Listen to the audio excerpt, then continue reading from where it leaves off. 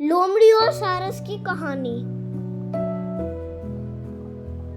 एक बार की बात है, एक जंगल में एक लोमड़ी और एक सारस रहते थे। लोमड़ी बहुत चालाक स्वभाव की थी, जबकि सारस सरल स्वभाव का था। एक दिन लोमड़ी ने अपने मनोरंजन के लिए सारस के साथ चालाकी करने की एक कुटिल योजना सोची। लोमड़ी ने सारस से कहा, आज मैं तुम्हें अपने घर दावत के लिए आमंत्रित कर रही हूँ। शाम को हम दोनों एक साथ खाना खाएंगे। लोमड़ी की किसी भी चाल से अनजान सारस ने खुशी खुशी उसका ये निमंत्रण स्वीकार कर लिया।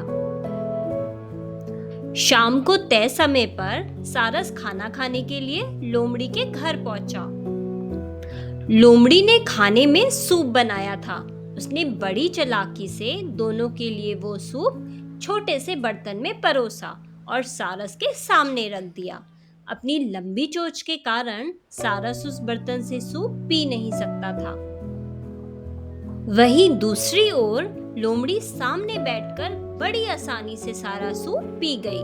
अपने पड़ोसी की निराशा को देखकर भी अनजान बनते हुए उसने सारस से कहा, अरे तुम तो सूप पी ही नहीं रहे, शायद तुम्हें अच्छा नहीं लगा। लाओ मैं ही इसे खत्म कर देती हूँ। ये कहकर लोमड़ी सारस को परोसा हुआ सूप भी चट कर गई।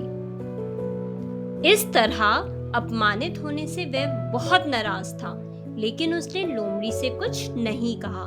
सारस ने मन ही मन ठान लिया कि वो लोमड़ी को इसका सबक जरूर सिखाएगा। कुछ दिनों बाद सारस ने लोमड़ी को अपने घर पर साथ में भोजन करने के लिए आमंत्रित किया। लोमड़ी बहुत खुश हो गई। तय दिन और तय समय पर लोमड़ी सारस के घर खाना खाने के लिए पहुंची। सारस ने लोमड़ी के सामने मछली की डिश परोसी, लेकिन इस बार सारस ने लोमड़ी की ही तरह चालाकी करते हुए खुद के हिसाब से बर्तन का इस्तेमाल किया। उसने एक पतली गर्दन और छोटे मुंह वाले लंबे जार में डिश परोसी। सारस ने जार से चोंच डाली और स्वादिष्ट मछली का आनंद लेने लगा।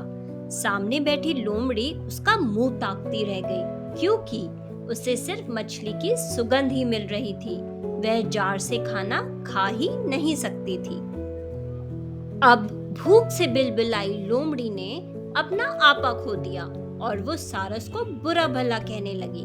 सारस ने एकदम शांत रहकर उसे जवाब दिया, किसी को अपने पड़ोसियों के साथ तब तक चालाकी नहीं करनी चाहिए जब तक कि वे स्वयं उसी व्यवहार को सहन ना कर सके।